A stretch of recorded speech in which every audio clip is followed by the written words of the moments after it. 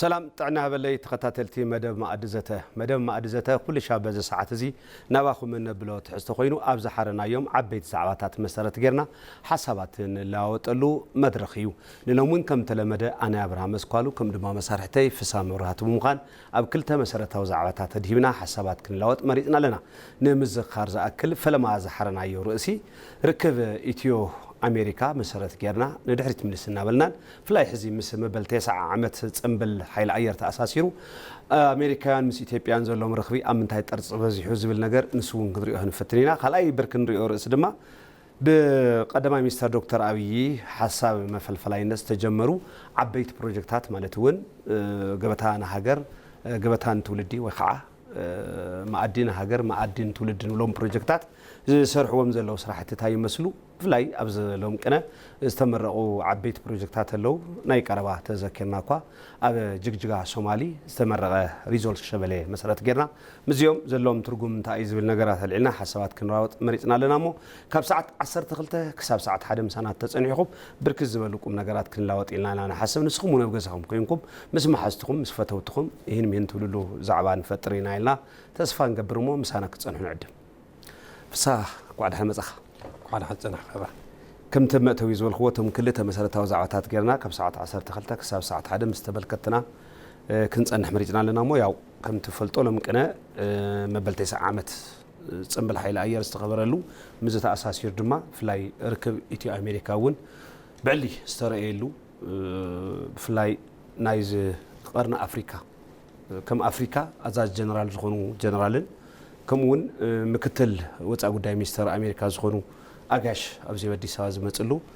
مثل علوت سمز استزا تراخولو افت صنبلون ترخيبهم حساب مسلاوطلو مدرخ نيرمو فلاي ملسيلنا كن ኢትዮጵያን አሜሪካን ርክብን ከመይ ጀሚረን አምታይ ጠርዝ በጽሕሎ ትርክበን ዝብል ነገራት እሱ ፈላም ርዕስ ለነገሮ ከምት ዝክሮ ከምት ፈልጦ ያው ርክብ ኢትዮጵያን አሜሪካን አስታት 130 ዓመታት ዘቆፀረ ርክብ እዩ ሓደ ክፍለ ዘመን ተሳገረ ኢልካ ተወስዶ ናይ ነውሕ ዘመን ርክብ እዩ ኢትዮጵያ ምስ አሜሪካ ዝነበራ ርክብ ብዙሕ ነገራት አፍቲ መፈለማ ካብታት ፍላይ ምዞም ናይ ሳይንስን ቴክኖሎጂን ኣብ ነገሮም ከም ሃገር ከም ስርዓት ኣብ ነገሮም ስራሕትን ለውጥታትን أمريكا بقولني إثيوبيا خوينا بركز ولا حاجزاتنا وفي زبطة هاجر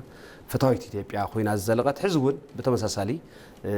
زركبزي كابجزينا تمحاشة بستفل عليه ملكعو ناتت أنا خرز خزلو ركب خوينا أنا نريو ياو تمالي أبز حيل أير ترخي ومون نايز بعل نايز سمبل زي تساتف تمخانو حدا مر أيايو بفلافتنا يوتهدر أو ركب أبز ناي دحنة السكريت النولو كلتين هاجرات نوح زبل أوانات حبيرن سرحلو ميدا عودي مستمخانو حزون مست تكنولوجي تاساسير دما بحدا زلوا مخادن اب حدا مسرع زدغاغفو هاغرات مخادن حوارا بزخونه زغورم طقمتات لو فلاي زقرنا افريكا هم تفلطو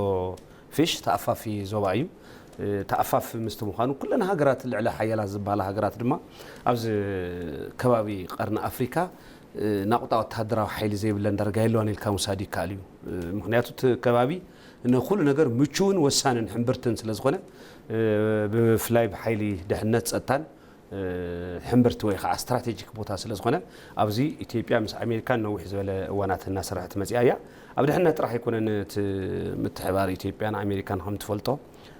زناي دهنت ጉዳይ بفلاي بصره رعدي بوانانت نوسدو ጉዳይ سلزخونه ينبر كليتين هاغرات زناي كابتات زي زناي زوبازي زغبر ناي صره رعد وسواس منقسقاس مس مراخب تاساسيرو مس كالوت نغراتون تاساسيرو عبيت صقماتن فتناتاتن سلازلو ابزي نوح غزي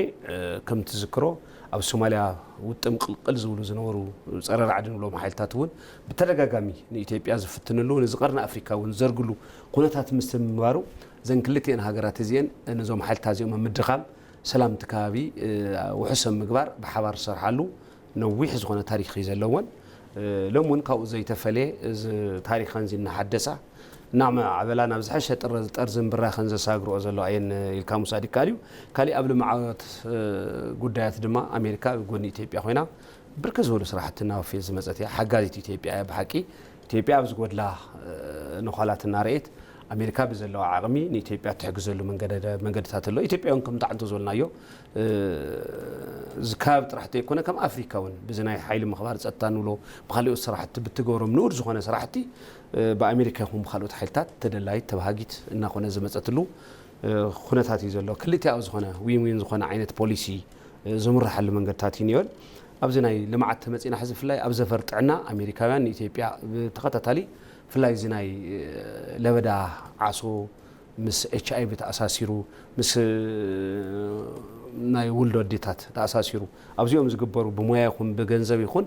بركز على حاجاتنا هذا زمزت يا BS أيد بلاون أبزناي حدقة جزيز بس أجمعت قطر حدا أمريكا إثيوبيا ترى تكونس بركز على حاجات وحسنا خونات أدونا خونات زمزت هاجريا الكاموساد قالوا خونات هتالو بحفشة وحسنا مجون من الرجاز ونعم نجور تعرف نجور قالسي بفلتات يكون بجنزب يكون بستفلالي من قدرات أمريكا إثيوبيا حاجات تخوينا زلقت هاجريا الكاموسادي كالي فيش بس نقدر نقطع أنت أساسيرونكم وقليل زبال رخبي يكون نزلون من الوقت زي ناس أنا أقوى عدلون أمريكا إثيوبيا زاوت العدل نيري مسخلوت أفريقيا عتات ولا قوام مأخل إذا عدل زي زقارة اللي عدل تفترة بستفترة ناي كينات خونتاتن أبزها جر بستفترة حد وتات خونتات تتوكل بوز كون خيلي جن بزمة يزون صبغ وانا عدلنا نقدر كواتنا فترة زمزاتيا بونا ناب هاجر أمريكا بقليل زات يكون إن إثيوبيا بركز ولا ناي بونا هفتي ويف مهرتي أمريكا كافتنا بعالمنا ببزح عدكت النبلن فريات إثيوبيا عدكت كابز بالهاجرات حنتي ألكا مساعد كالي فيش حزب زقبر كون قليل يكونن بركز والإثيوبيا أنا وهاجر أمريكا نورنتهم غيرهم زنور إثيوبيا أنا لو بستفل عليه من قدي بتمرت قون قليو بصراحة قون قليو بركز والقطرهم زينا إثيوبيا أب هاجر أمريكا زنور لخونات اللوزي أب كلتي أو يركبتنا هاجراتنا وعلى زخونة مسرت اللو من خورنا على الكاتوس لو نجريمو أو زلوا إثيوبيا عندما عدهم زتونا يجنزب ريميتانس خالي نجرات اللو أبزق قطع عقمنا ونوع زخونة ربح له ويلكاتوس لو نجرات يمو زيرو أب كلتي إنسان حركب أسات 130 عامات الزقطرة كنبل كلنا ببزح ملكعو تأساسر الكاموسادي كالي فيش من الوقت مستوى تهدرا ونجرات كنا على كلنا حزي أو كروا نسخون تعزي وخيات خون خليها بتفلالي محبرة ميديا خون كانت ميدياتات سمعنا ينخون غلينا مكتل وزع قد أمريكا كروستوفر لاونسد نافزينا إثيوبيا متأميرهم على عدة كيرهم من الوقت نايزي ممتيهم بل 9 عامات بل حيل أير ولا قوات قنا مسوت أساس يورجن تركبن ناوينا برك خدا خمسة لون كلتي أو زغنا زتون زكايدلو عدل المدرخ خوين يحلفو نسوم راح يكونن حيل سراويت أمريكا أزاز زغون وجنرال داقبين ود أبزي حيل أير إسرائيل إنه إثيوبيا أنزم يصلون خونتات نيرو مستسم بل9 عامات أساس يورو الكاموسادي كالي زيرو أمريكان إثيوبيا تريا أب تزوبا زلا وسانيت نايجيو بوليتيكا عمبرتي جراء تريامو إثيوبيا ون بقولك عبزنا يسأر عادي قال سنة والله عبزنا بيس كيبينج والله خلوا صراحتي كم مرأة تجرا كم محزة مدارك تجرا توسد هاجر إلى الكاموسادي كالي إثيوبيا بنا الوقت مستحز الله حزب قدرنا فيش أستات 130 مليون زغون حزب الله في دمان أجا نزع عدزي ترانسفورم جبر خير زغلي تواحد سلزمان أما داي تكنولوجي والله قلوت كل تأوز زغون ركبات وسان زبال حيل سب سلزخونه نزم مسرز زغبرون كلتين هاجراز غور اوركب ازون تحساب زغبر مخانو كزن قاعز يبلو نغرات الكاموسادي كاليمو من الوقت او حسابات نسخاون تملكت كيوم نعون تطنخرو لمنقد تليو عدل بك غير هو مزحتيو تم قند زبالو ناي كلتين هاجرات ركب مجلسات زبالو الكامي خابرش من الوقت ركب كلتين هاجرات كم تزول كأنه بزح زمانات سوصرة ركب على وانتن هكرات لعلمية عامات سوصرة مالت بزح عامات استشاجرة يوم نزي ركب جن سويلو كاب إمباستات أميت كا أبغى خلتين هكرات طرح زي برزي كونس بزحات مجلسات ببزح ملكعو زد مدقة فصلوا وينو زترى يوم في اللي مس محوراوي زعباتات ويم محوراوي ركبات زبحلو كم تي قدم الكون تقلص أزنبركا بوانا النت بفلاي أمريكا زم عملت السلطنة هاجريا سلزي أبعز له عقمي أبعز له لمدي أبعز له تمكرتات أبي إثيوبيا كتجبروا ومن ما إثيوبيا دما كم حاجز قوينا من خجل قلو إثيوبيا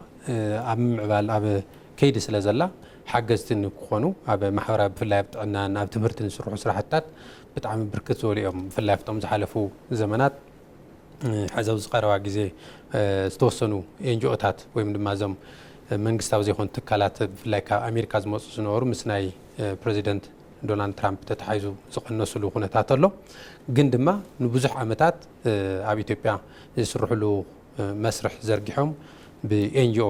መልክዕ ተጣይሾም ሓገዛት ዝግበሩ መንባሮም ዝከር እዩ ብፍላይ ጥዕና ክበሃል ከሎ ናትና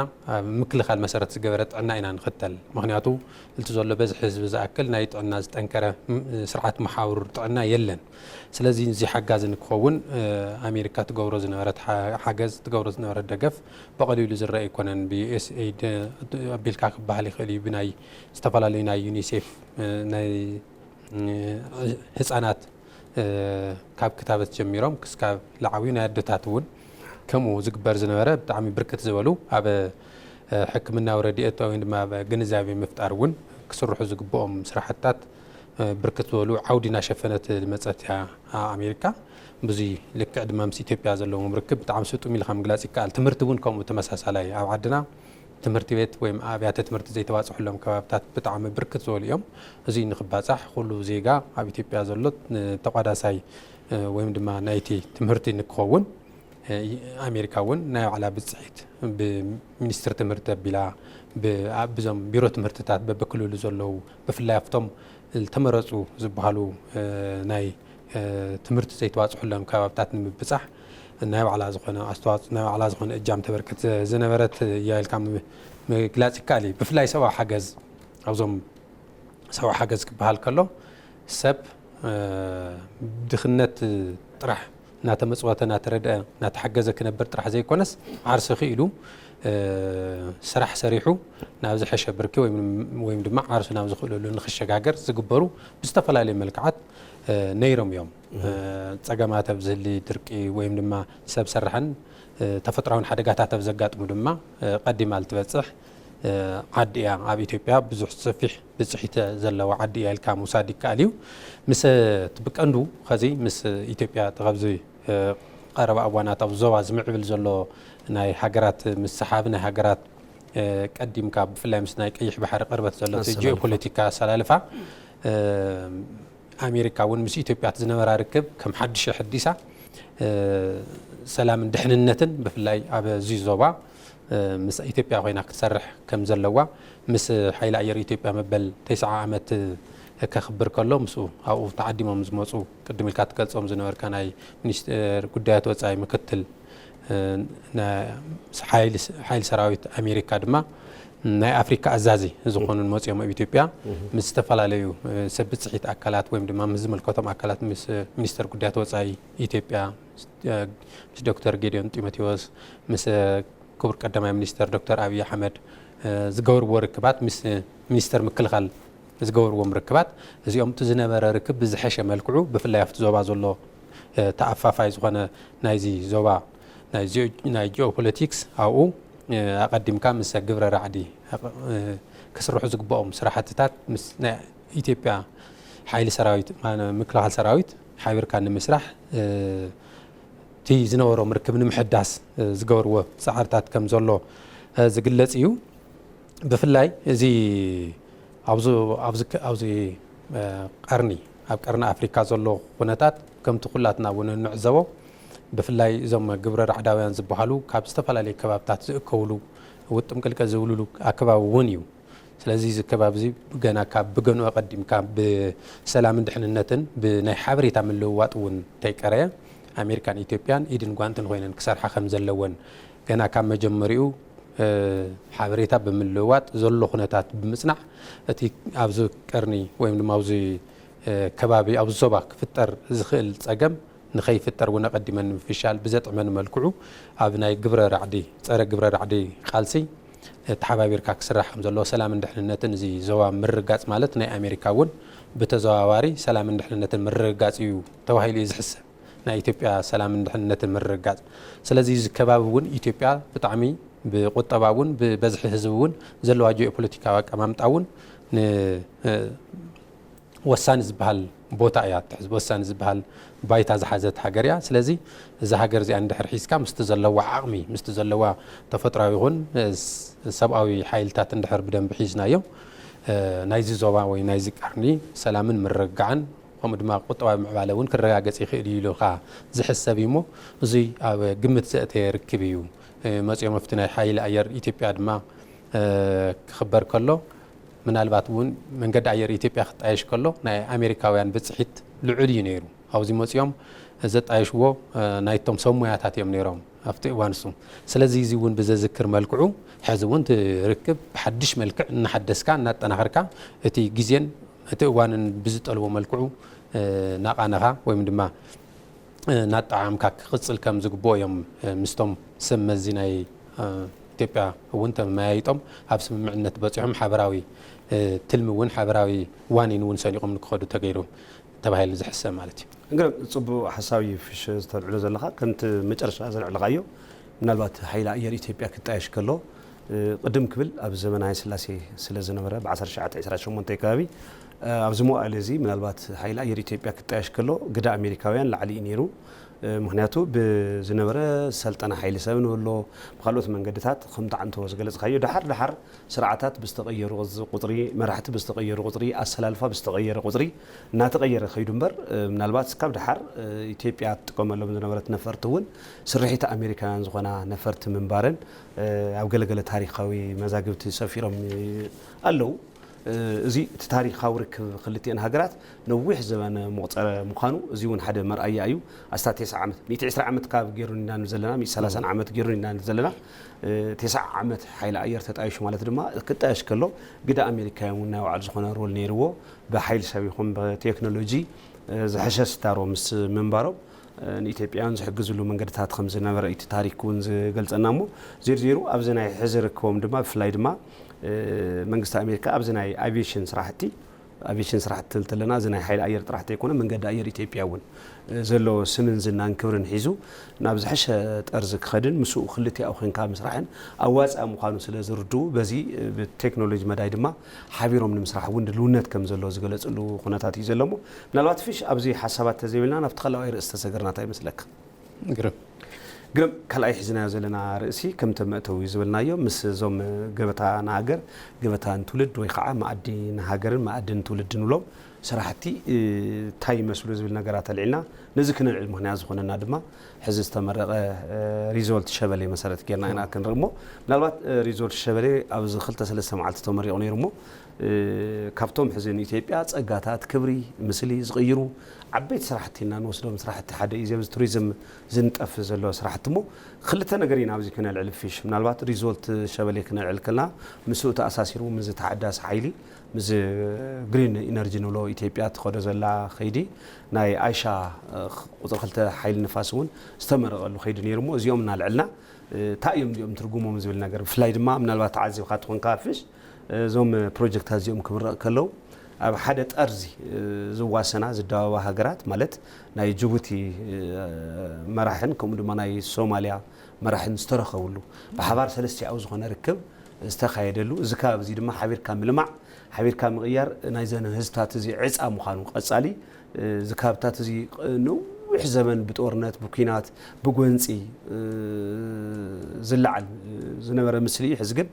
ብልምዓት ሓበራዊ ዝኾነ ልምዓት ሰለስቲኦም ህዝብታት ሰለስቲኦም ኣካላት ብሓደ ተናቢቦም ክለምዑ ከዓብዩ ዝኽእሉ ምዃኖም መርኣያ ተገይሩ ዝውሰድ ናይ ምረቓ ስነ ስርዓት እዩ ነይሩ እሞ ንኡ እናልዕልና ኢና ክንርኢ ምናልባት እንድሕሪት ምልስ ኢልና ነዞም ገበታ ንትውልድ ገበታ ንሃገር ዝብሉ ፕሮጀክታት ወይ ማኣዲ ንሃገር ማኣዲ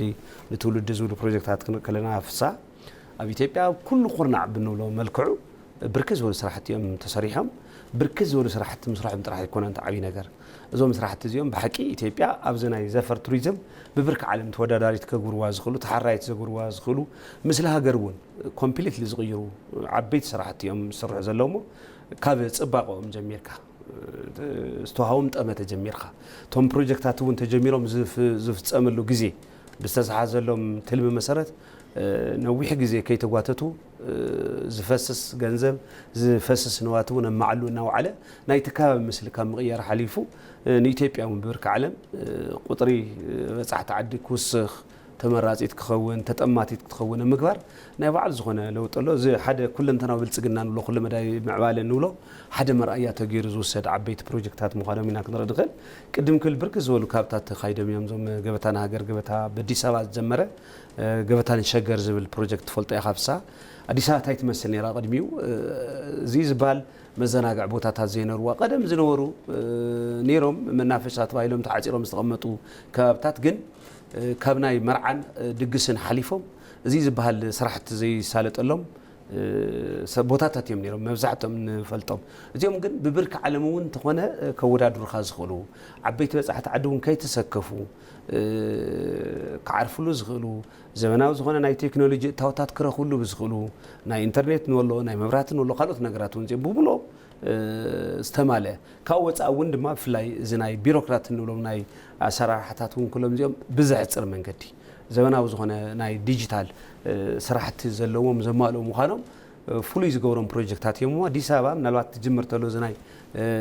ገበታ ንሸገር ዝብል ፕሮጀክት እንጠጦን ከባቢኡን አንድነት ፓርክ ኣብዚ ወዳጅነት ፓርክ ጥራሕ ነውር ስራሕቲ ተኣምር ንብል ነርና ግን ካብኡ ፀኒሒሉ ድማ ሕዚ እዚ ስራሕቲ እዚ እናሰፍሐ ገበታ ንሃገር ገበታ ንትውልድ ብዝብል ክንፍታቱ እናዘርግሐ ምስ ከደ ኣብ ንወንጭ ዝረአናዮም ስራሕቲ ተኣምር ዘብሉ ስራሕቲ ጎርጎራ ዝረአናሉ መንገድታት እዚኦም ዓበይቲ ዝኾኑ ፕሮጀክታት ሕዚ ድማ ናይ ንሸበሌ ንሪኦም ዘለና ሪዞልታት ብሓቂ ነቲ ካብታት ጥራሕቲ ኣይኮነ ከም ሃገር እውን ኩርዓት ዝውኻ ፍናን ዝውኻ ነዚ ትውልድ እዚ ነዚ ቀጻሊ ጀነሬሽን ድማ ሩፍታ ዝህቡ ብሓቂ ተቆራሪዖም ኣብ ዓዶም ናብ ደገ ዘይጥምትሉ ኣብ ዓዶም እውን ካብን ናብን ዘይሮም ክውፁ ዕድል ዝፈጥር ንናይ ወፃኢ ሞ ንግደፎ ነቲ ናይ ውሽጢ ዓዲ ንብሎ ዜጋታት እውን ካብን ናብን እናኸደ ሰብ ነቱ ሪላክስ ክገብር ክዘናጋዕ ክህደስ ባይታ ዝው ዕድል ዝው ኮይኑ ኢና ንረኸቦ ሞ ዘርዜሩ ኣብቲ ከባቢ እውን ዝፈጥርዎ ናይ ባዕሎም ዝኾነ ናይ ዕድል ስራሕ ኣሎ ቀሊል ነገር ኣይኮነን ኢልካ ትወስዶ እዚ ቁፅር ብርክት ዝበለ ሓይል ሰብ ክህሊ ይኽእል እዩ ብተፈላለየ ዘፈር ብሞያ ክኾን ክእል እዩ ብጉልበት ክኾን ክእል እዩ ብዝተፈላለየ መንገዲ ብርክት ዝበለ ሓይል ሰብ ቆፅር ዝኽእል ዕድል ስራሕ ክፈጥር ዝኽእል ነገር እዩ ኢንፍራስትራክቸር ናይቲ ከባብታት እውን ኣብ ምልዋጥ እዚ መሰረተ ልምዓት ንብሎ ካብታት ነዚኦም ትሰርሕ ተለኻ ተፈቶ ተጸለአ ናብቲ ካብታት ከውስድ ዝኽእል ነዋሕቲ መንገድታት ምስራሕካ ኣይክቐርን እዚ ትሰርሕ ተለኻ ድማ ናይቲ ከባቢ ካብን ናብን ትገብሮ ናይ ምረኻብ ከይታት እውን ናይ ባዕሉ ዝኾነ ግደ ኣለዎ ኢልካ ተወስዶ ነገር ይፍሽ እሱ ጥራሕ ኣይኮነን ብርክት ዝበሉ ነገራት ዓንቶ ዝበልናዮም ናብቲ ከባቢ እናኸደ ዝጥቀም ሰብ እውን ኣብቲ ከባቢ ገንዘቡ ከፍስስ መዋእለ ንዋይ ክጥቀም ናይቲ ከባቢ ባህሊ እውን ክወርሶ ክኽተሎ ከዕብዮ ከሳፍሖ ከጋፍሖ ናይ ምግባር ዕድል እውን ዓብይ ግደ ኣለዎ ሞ እዞም ብገበታ ንሃገር ዝስራሕ ዘለዉ ስራሕቲ ነዚ ናይ ትማሊ ሓዊሱ ናይ ሸበሌ ሓዊሱ ብጣዕሚ ቁጥሮም ብርክት ዝበሉ እዮም ኣነ ምናልባት ክቆፀር ፈቲነ ነይረ ብከባቢኡ ገለገሊኡ ኣብ ደቡብ ኢትዮጵያ ብፍላይ ብርክት ዝበሉ ይኾኑ ይዛይዱ ተተፈጥሮ እውን በዓሉ ንኡ ዝዕድም ስለ ዝኾነ ተቀማምጣ ሙድ ይመስለኒ ኣብ ደቡብ ኢትዮጵያ ብፍላይ ብርክት ዝበሉ ስራሕቲ ተሰሪሖም እዮም ሃላላ ኬላ ሓዊስኻ ጨበራ ጩርጭራ ኣብ ሰሙን ዝተመረቐ እውን ምስ ኮይሻ ተኣሳሲሩ ዘሎ ሃይቅ እዚኦም ኩሎም ብርክት ዝበሉ ስራሕቲ ተሰሪሖም እዮም ኣብ ኣርማ ምንጭ እውን ስርሑ ኣለዉ ዓፋር እውን ኣብ ትግራይ እውን ባይዘወይ ተጀመረ ናይ ገርዓልታ ሎጅ ኣሎ ገና ምዕባልኡ ብርግፅ ኣበይ በፂሑ ዝብል ነገር መረዳእታ ዋላ እኳ ተይሓዝኩ ግን እሱን ከም ሓደ ኩርዓት ተገይሩ ክውሰድ ዝኽእል ስራሕቲ እዮም ምናልባት ኣብ ትግራይ ምስ ዘሎ ናይ ሰላም ምሳእን ኩነታት ናይዚ ልምዓት ምዝሕታል ኩነታት ተዘይኮይኑ ልክዕ ከምቶም ካልኦት እዚ ግደ እዚ መሃለውን ነይሩ ኢልካ ትስፈወሉ ባህጊ ከም ዜጋ እውን ከም ናይቲ ከባቢ ተወላዲ እውን ባህጊ ትገብረሉ ነገር ግን ዜርዜሩ ናይ ግዜ ኩነታት እምበር ክፍታሕ ኢልካ ትወስዶ ነገር እዩ እሞ ዜርዜሩ እዞም ናይ ገበታ ለትውልድ ገበታ ለሃገር ዝበሃል ዓበይቲ ፕሮጀክታት ናይ ዝዓዲ ምስሊ ዝቐየሩ ብርክት ዝበለ ረብሓታት እውን ዝሃቡ እዮም ኢልካ ሙሳድ ይከኣል እሞ ምስኡ ተኣሳሲርና ላፍቲ ኣይሻ ብስሩኸ ናይዞም ሰለስተ ሃገራት መራሕቲ እዚ ምርቓብ ትርጉም እንታይ ዝብል ነገራት እናልዕልና ክንኸድ ሞ ኣብኡ ፊሽ መበገሲ ንዚ ሓሳብ ኮይንና ዘሎ ከም ዝብልካ ኣብዚ ቀረባ መዓልትታት ምርቓት ሸበሌ ሪዞርት መሰረት ምግባር እምበር ኣብ ብዙሕ ዝበሉ መደባት ናብ ብዙሕ ዝበሉ ፕሮግራማት ዜናታት ዳሲስናዮም ኢና ትክክል እዩ እዚ መበገሲ ዝተገበረሉ ምናልባት እውን ክጅመር ከሎ ካብ ኣዲስ ኣበባ እዩ እቲ ሓሳብ ገበታ ንሸገር ዝብል ወይም ድማ ማኣዲ ንሸገር ብዝብል መበገሲ ካብኡ ንሃገር ካብኡ ድማ ንትውልድና ባለ ሰፊሑ ካብ ኣዲስ ኣበባ ተበጊሱ መልዕሊኡ ግን ኣብ መላእ ሃገር ኣብ ኩሎም ከባቢታት ብዝበሃል መልክዑ ንምብፃሕ ዝግበር ዘሎ ፃዕሪ ዝናኣድዩ ኢልካ ሙሳድ ይከኣል እዩ እዚ ማኣዲ ንሸገር ማኣዲ ንሃገር ማኣዲ ንወለዶ ተባሂሉ ዝተሰየመሉ ምክንያት ዜጋታት እውን ወይ ሰብ ሃብቲ እውን ዓቕሚ ዘለዎም ኣብቲ ናይ መባፅሕ ቱሪዝም ዓድናን ምህናፅ ዝግበር ዘሎ ፃዕሪ ናይ ባዕሎም ብፅሒት ንምግባር እዩ ምናልባት ኣብ ርሽቲ ዝክርቲ ኮይንካ መጀመርያ ክጅመር ከሎ በአዲስ አበባ እስካብ እንጦጦ ኣብ ዝነበረ ልምዓት ሰብ ሃብቲ እውን ወይም ድማ ምልከተና ዝብሉ ኣካላት ንክሳተፉ እውን ዝግበር ፃዕርታት ነይሩ እዩ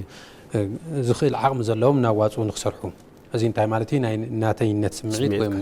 ናይ ዋንነት ስምዒት ንምፍጣር ዝግበር ዘሎ ፃዕሪ እዩ ካብኡ ትቕፅል ተሎ ማዕድን ሃገር ዝብል ድማ ናብ ሃገር መጀመርያ ሓሳብ ክለዓል ከሎ ዘይትግበር ዝመስል ዝነበረ ሓሳብ እዩ ግን ትሰውን ኣዳፕት ናገብሩ ወይም ድማ ምስቲ ሓዱሽ ሓሳብ ትመጽእ ተሎ እናተላመደ ክኸድ ከሎ እዞም ፕሮጀክትታት እዚኦም ብዋናነት ብቀዳማይ ሚኒስተር ኦፊስ እናተመርሑ እዮም ይትግበሩ ቀፂሎም ምስቶም ናይ ከባቢ ምሕዳራት ምስ ከንቲባታት ተተሓሒዙ ማለት እዩ ስለዚ እዚ ማዕድን ሸገር ማዕድን ሃገር ማዕድን ወለዶ እናበለ ሕዚ ካብቶም ማዕድን ወለዶ ተባሂሎም ዝስርሑ ዘለዉ ክልል ሶማሌ ዘሎ ምርቃት ሸበሌ ሪዞርት ንምርኣይ በቂዕና ኣለና ማለት እዩ እዚ ከም መልዕሊ ይለዓል እምበር ኣብ ብዙሓት ከባብታት ሃገርና ካብ ደቡብ እስካብ ሰሜን ካብ ምብራቅ እስካብ ምዕራብ ዘሎ ናይ ሃገርና ከባብታት ብዞም ፕሮጀክትታት ወይም ብዞም ናይ እዚ ከይዲ እዚ ተቋደስቲ ዘይኮኑ ዳርጋ ያለውን ምባል ይከኣል እዩ ኣብ ትግራይ እቲ ንኡሽተይ ኣብ ምስቲ ዝነበረ ኩናት ተዛሓይሉ ዝፀንሐ ኣብቲ ቀረባ ዓመታት እዚ ብማዕድን ወለዶ ገረዓልታ ሎጅ ንምህናፅ ፃዕርታት ይግበር ኣሎ ትሕዚ ዘለዎ ፕሮግረስ ወይ ሕዚ በፂሕሉ ዘሎ ብርኪ ምናልባት ሓበሬታ የብልና ይኹም ትብል ገለፅካዮ ስለዚ እዚ ሪዞርት ክምረቕ ከሎ ኣብቲ ከባብታት እሱ ኣብ ሸበሌ ሪዞርት ክምረቕ ከሎ ቀዳማይ ሚኒስተር እውን ክምረቑ ከለዉ ናይ ክልቲኦም ሃገራት ጎረቤት ዘለዎ ብፍላይ ኣዋሰንቲ ናይ ከባቢ ዝበሃሉ ናይ ምብራቅ ኣፍሪካ ዝበሃሉ ፕሬዚደንት ሶማልያ ፕሬዚደንት ጅቡቲን መፅኦም ኣብቲ ናይ ምረቓ ስነ ስርዓት እውን ተረኺቦም ተቋደስቲ ናይቲ ምርቃት ወይ ናይቲ ልምዓት ኮይኑሎ እዚ እንታይ ማለት እዩ ምትእስሳር መሰረተ ልምዓት ምብራቅ ኣፍሪካ ብዘርኢ መልክዑ ማለት እዩ እዚ ኣብ ድሬዳዋ እውን ኣብ ሶማልያ እውን ኣብቲ ምረቓ እውን ከይዶም እቶም መራሕቲ ክሳተፉ ከም ዝነበሩ ከም ተዓዘብናዮ ሓደ ናይ ኢትዮጵያ ቀዳማይ ሚኒስተር ዶክተር ኣብይ ኣሕመድ ኣለዉ ኢትዮጵያ ኣላ ኣብ መሬት ኢትዮጵያ እዩ ዘሎ እቶም ክልቲኦም ጎረባብቲ ዝበሃሉ ድማ ፕሬዚደንት ጅቡቲ እስማኤል ዑመር ጊሌ በምሓርኛ እውን መደረ ንምግባር ፃዕረ ዝገብሩሉ ዝነበሩ ምናልባት እውን እዞም ህዝብታት እዚኣቶም ብጂኦግራፊ ጥራሕ ወይ ብወሰን ጥራሕ ይኾን ዝዋሰኑ እቶም ህዝቢ ዝተዋለዱ ዝተዛመዱ ህዝብታት እዮም ብቋንቋ ብሃይማኖት ብባህሊ ዝተኣሳሰሩ ህዝብታት እዮም ብተመሳሳላይ መልክዑ ፕሬዚደንት ሶማልያ ሓሰን ሼክ መሐመድ እውን ከምኡ ብጂኦግራፊ ጥራሕ ተራኸምና ወይ ዝተኣሳሰርና ዘይኮነስ ኣብ ክልቲኡ ሃገር ዘሎ ህዝቢ ተመሳሳላይ ቋንቋ ተመሳሳላይ ሃይማኖት ተመሳሳላይ ባህሊ ዘለዎ ህዝቢ ዘሎ እዩ ስለዚ እዚ ህዝቢ እዚ ሓቢሩ ዘመሳሰሎ ብዙሕ ነገር እናሃለየ ሓቢሩ ንምልማዕ ግን ዓቐብ ኮይንዎ ወይም ድማ ተዓጊቱ ፀኒሑ እዩ ብዝተፈላለየ ምክንያታት ብፍላይ ብናይ ሰላምን ምርግዓን ምክንያት ኣብ መንጎኦም ብዝፍጠር ወይም ኣብቲ ከባብታት ዘሎ ተኣፋፋይ ምስ ምዃኑ ምስ ግብረ ራዕዳውያን ኣብቲ ከባብታት ዘሊቖም ንምእታይ ብዝገብርዎ ፈተነ እቲ ህዝቢ እውን ከም ልቡ ካብ ድናምን ዝገብሮ ምንቅስቃስ እውን ተዓገተ እዩ ኣብ መንጎ ዘሎ ምትእስሳር እውን ዝተዓገተ እዩ ስለዚ እዚ ብዝሰብር መልክዑ እዚ ብዝልውጥ መልክዑ ብመሰረተ ልምዓት ብሓበራዊ ረብሓ ብሓበራዊ ራእይ ንክምርሑ እቶም መራሕቲ ክልተ ሰለስቲኦም ሃገራት ወይም ስሉስ ርክብ እውን ክልና ንገልጾ ንኽእል ኢና ናይ ኢትዮጵያ ናይ ሶማልያ ናይ ጅቡቲ ኣብዚ ተረኺቦም ኣብቲ ሪዞርት ከምኡ ድማ ብመሰረተ ልምዓት ካልኦት መሰረተ ልምዓታት እውን ምስ ካልኦት ዘለዉ ኣብዚ ቀርኒ ኣብ ቀርኒ ኣፍሪካ ዘለዎ ሃገራት ብመንገዲ ክኾን ይኽእል እዩ ብባቡር ብናይ መሬት መንገዲ ብካልኦት መሰረተ ልምዓታት ብፍላይ ምስቶም ተሓደስቲ ሓይልታት ኣብ ኢትዮጵያ ዝገብሮም ዘላ ምልምዓት ወይ ምፍራይ ነቶም ጎረባብቲ ሃገራት እውን ብዝጠቅም መልክዑ ንክሳለጥ እዘን ሃገራት እዚኣተን ርክበን ኣፅኒዐን ኣብ መንጎአን ንዝፍጠር ፀገም ሓበራዊ መፍትሕ እናቐመጣ ሓበራዊ ተረባሕነተን እውን ክረጋግፃሉ ብዝኽእላ መልክዑ ንክቕፅል እቲ ወለዶ መፃ ወለዶ እውን እዚ ተቐቢሉ ንኸሰጉም መልእኽቲ ብዘመሓላልፍ መልክዑ እዩ እቲ ከይዲ ይካየድ ነይሩ ስለዚ ምረቓ ጥራሕ ናይ ሸበሌ ሪዞርት ጥራሕ ኢልካ ዘይኮነ ዝግለፅስ እዘን ሃገራት እዚኣተን ብጉርብትና ብጂኦግራፊ ዝተኣሳስራ ጥራሕ ዘይኮናስ ብዝተፈላለዩ መልክዑ ዝተኣሳስራ እየን ብቁጠባ ዝተኣሳስራ እየን ብማሕበራዊ ርክበን ዝተኣሳስራ እየን ብባህሊ ብቋንቋ ብሃይማኖት እውን ዘመሳሰለን ዝተኣሳስረን ነገር ኣሎ እቲ ህዝበን እውን ዝተዋለደ እዩ ስለዚ እዚ ህዝቢ እዚ ብዝኩሉ ነገር ዝተኣሳሲሩ እናሃለየ ብልምዓት ዘይተኣሳሰሩሉ ምክንያት የለን ላብ ልምዓት ዝሰጋገረሉ ዕድል ከም ሓደ መርኣያ ተጊሩ ዝውሰድ ኢልካ ምግላጽ ይከኣል እዩ እቶም ማዕድን ሸገር ማዕድን ወለዶ ማዕድን ሃገርና ዝስርሑ ዘለዉ ፕሮጀክትታት እውን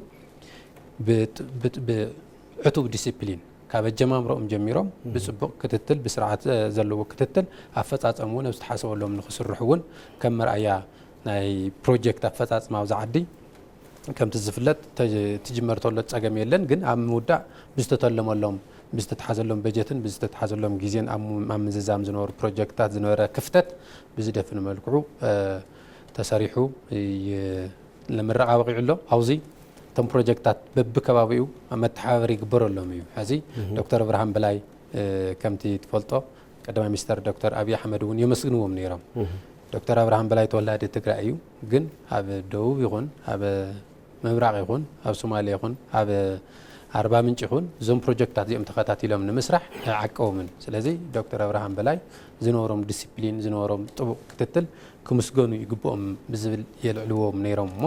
ሕዚ ሓፅር ናይ ከባብታት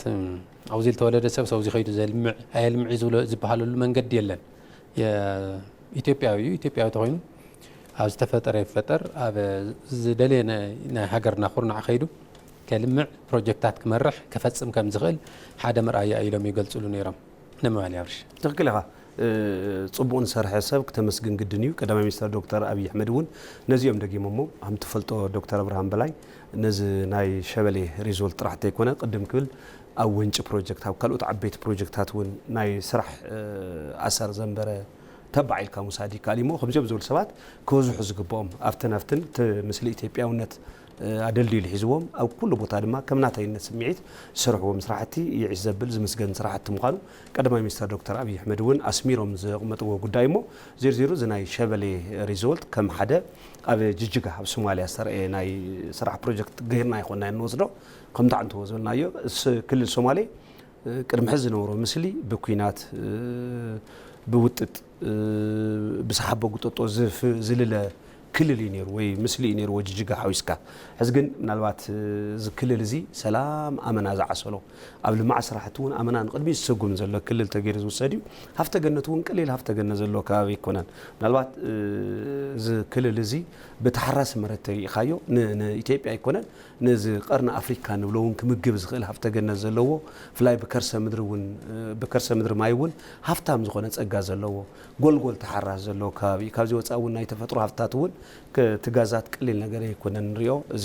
ሃገር ክልውጥ ዝኽእል ሃፍተ ገነት ዘለዎ ከባቢ እሞ ሕዚ ዝኸደ ዘሎ ኸይዲ ምናልባት ቀዳማይ ሚኒስተር ዶክተር ኣብይ ኣሕመድ ኣብ መደረኦም ክገልጽ ከለዉ ክልል ሶማሌ ክነልምዕ ካብ ንደልዮ መንገዲ ገና 2% ኢና ከይድና ዘለና ብዙሕ ይተርፈና እዩ ዝብልዎ ሓቂ እዩ ብዙሕ ሃፍተ ገነት ኣለዎ ገና ክለምዕ ዝኽእል እዩ ሰላሙ እናዓቀበ በዚ መንገዲ እዚ እንተኸይዱ ነንዶ ንኢትዮጵያ ከምቲ ትጀሚር ዘሎ ክልቲአን ሃገራት ኣይኮነን ብርክት ዝበላ ናይ ቀርኒ ኣፍሪካ ሃገራት እውን ናይዚ ልምዓት ዝተቋደስቲ ዘይኮናሉ ዕድለ ይህልን ኢልካ ሙሳዲ ካሊእ መፍሳሕ ካሊእ ኣብዚ ምረቓ እዚ ኣይሻ ክልተ ፕሮጀክት መፈልፈሊ ሓይሊ ንፋስ እውን ዝተመረቐሉ ከይዲ ኣሎ እሞ እዚ እውን ቀሊል ነገር ኣይኮነን ንኢትዮጵያ ምናልባት ኣብዚ ናይ ተዓዳሲ ሓይሊ ትገብሮ ዘላ ስዳሮን ስጉምን ሕዚ እውን ናብ ላዕሊ ሓፍ ዘብል ስማ እውን ናብ ዝሐሸ ደረጃ ዘምፅእ ስማ ጥራሕቲ ኣይኮነ ተጠቃምነታ ንባዕላ እውን ናብ ዝሐሸ ደረጃ ዘሳግር ኢልካ ሙሳዲ ካሊሞ ነዚ ክምረቕ ከለዉ መደረ ስሚዖም ነይሮም ቀዳማይ ሚኒስተር ዶክተር ኣብይ ኣሕመድ ኣብ መድረኦም መበል 21 ክፍለ ዘመን እዚ ኸይዲ ታሪክ ዝቕይር ሓድሽ ምስልን ኣንፈት ዕብየትን ሒዙ መፅኡ ኣሎ ኢሎም ኣለዉ ነዚ መርኣያ ገይሮም ዘቕምጥዎ ከመገላልፆም ድማ فلمت 25 ዓመታት ዝሓለፉ ማለት እዩ ኣብ መበል 21 ክፍለ ዘመን ዕብየት ደንበ ምዕራባውያን ነይሩ ናብ ዝለዓለ ጥርዚ ድማ ዘሳገረ ነይሩ ይብልዎ ተም ፈለምት 25 ካብ ቀጸልቲ 25 ዓመታት ድማ ብራኸ ቁጠባ ናብ ዘን ኤዥያ ታይገር ዝበሃል ሃገራት ናብኡ ከም ዝተሰጋገረ ድሕርዚ ዝመጽእ ኣብ መፋርቕ ካልኣይ ድማ ኣብ ዝመጽእ መፋርቕ ካልኣይ ብርክን ንብሎ 25 ዓመታት ድማ ግዛ ኣፍሪካ ክኾን ከም ዝኽእል እዮም ዘተስፉ ቀዳማይ ሚኒስተር ዶክተር ኣብይ ኣሕመድ እዚ ዝበሉ ዋና ምክንያት ድማ ኣፍሪካ ከምቲ ዓንቶ ክገልጾ ዝፈተንኩ ብናይ መናእሰይ ሓይሊ ትልላ ሃገር እያ ምናልባት ኣብ ዓለምና ካብ ዝውለዱ 4 ቆልዑ ሓደ ብጽዒት ኣፍሪካ ኢልካ ዝውሰድ ኢሎም ዝገለጽሎ ገላልጽ ኣሎ እዚ ማለት እንታይ ዘርእየና ብቁጥሪ ህዝቢ ኣፍሪካ ካብ ካልኦት ዓለማት እውን ብዛይደ መልክዑ ንዓብየት መጽእ ሃገር እያ ፍላይ ድማ ናይ መናእሰይ ሃገር ምስ ምዃና እዞም መናእሰይ እዚኦም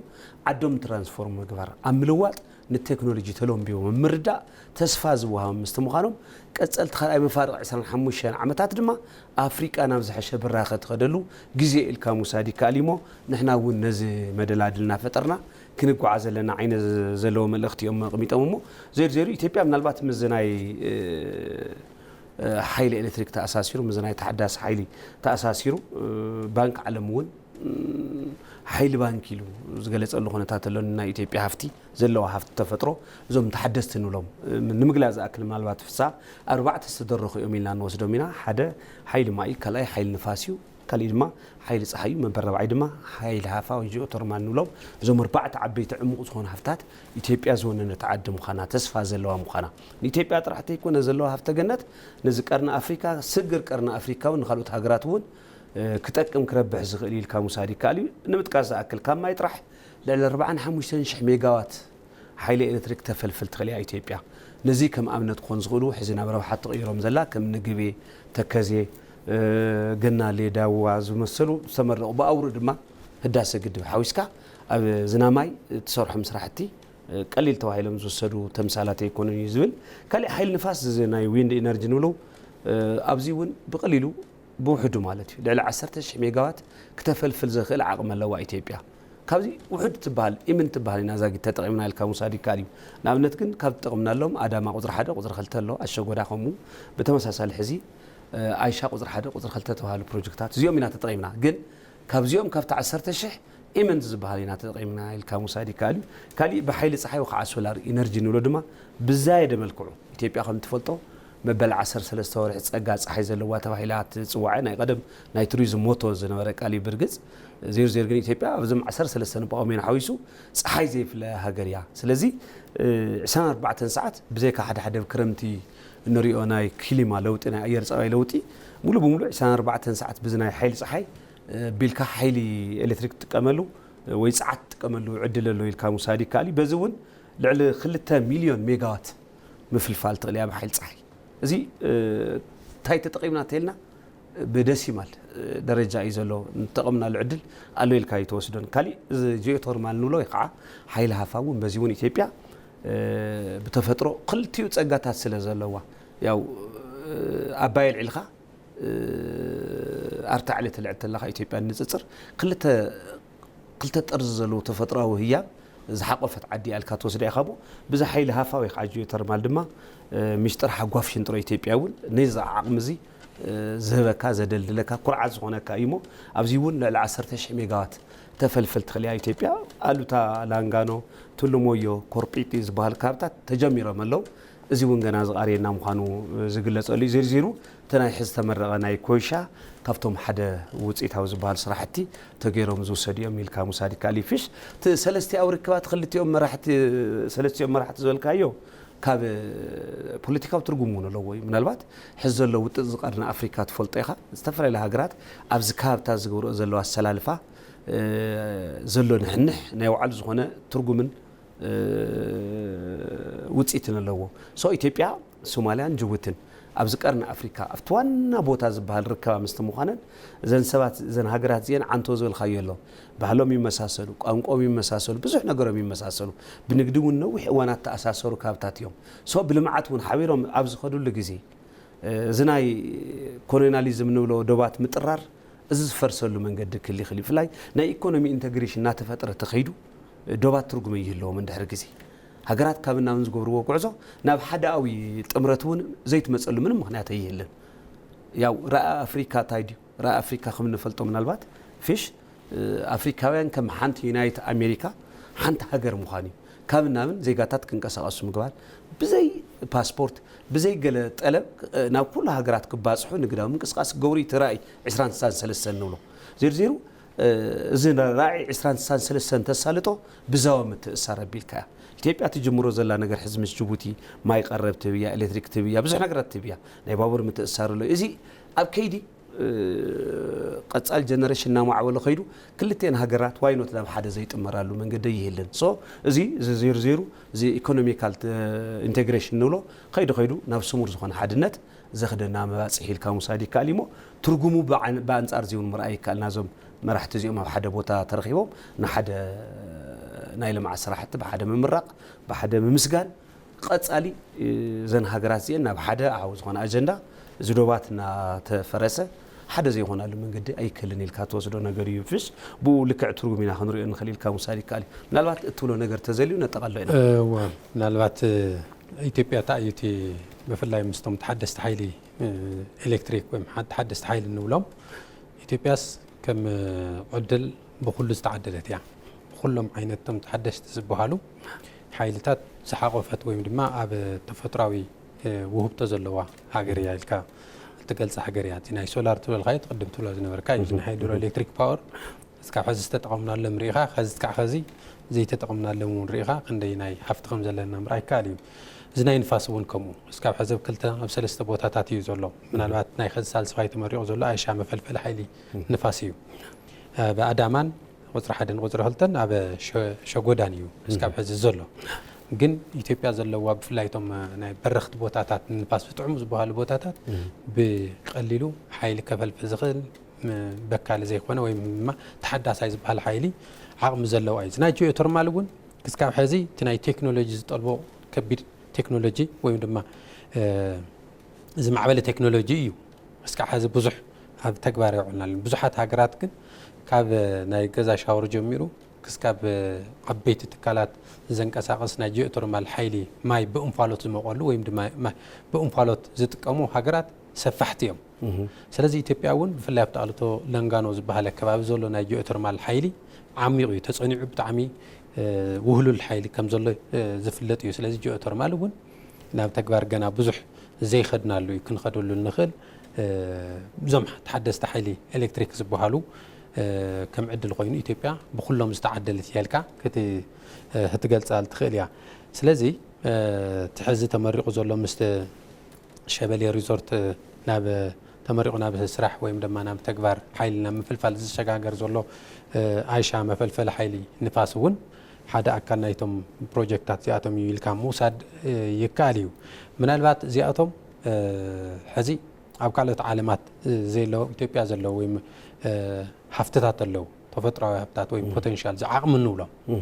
ሕዚኣቶም ጥራሕቲ ዝህቦ ኢኮኖሚያዊ ረብሓ ጥራሕ ኣይኮነን ወይ ድማ እቲ ናይ ከባቢያዊ ዘይምብካል ተተሓዳሳይ ምዃናይ ጥራሕ ኣይኮነን ካልኦት ዓለማት ነዚ ንምርኣይ እውን ሓደ ከም ናይ ቱሪዝም ዴስቲኔሽን ምስቶም ቅድም ንብሎም ዝነበርና ብገበታታት እውን ነስፋሕፍሖም መባፅሕ ቱሪዝም ንምስፋሕ ዝግበር ዘሎ ከይዲ ህንፀት ዓውዲ ቱሪዝም ካብ ናብ ንምንቅስቃስ እውን ዓብዪ ረብሓ ዘለዎም እዩ ከዚ ንኣብነት ሓይሊ መፈልፈሊ ንፋስ ንምርኣይ ካብ ዝተፈላለዩ ከባብታት መፂኦም ነፋሻማ ዝኾነ ከባቢ ዝትከሉሉ እዩ ብጣዕሚ ዓብዪ እዮም እቶም ታወራት ዝትከሉ እዚ ንምርኣይ እውን ከም ሓደ ናይ ቱሪዝም ዴስቲኔሽን ወይ ናይ መባፅሒ እውን ክኾን ይኽእል እዩ እዚ ናይ ጂኦተርማል እውን ከምኡ ተመሳሳላይ ብፍላይ ጂኦተርማል ኣፈጣጥሩ ናይ ዘለዎ ተፈጥሯዊ መልክዕ ፍልይ ዝበለ እዩ ካብኡ ክወፅእ ከሎ ዝረአ ርኢኻ ተኮይንካ ብስእሊ ወይ ብቪድዮ ርኢኻ ተኮይንካ ጂኦተርማል ክበሃል ከሎ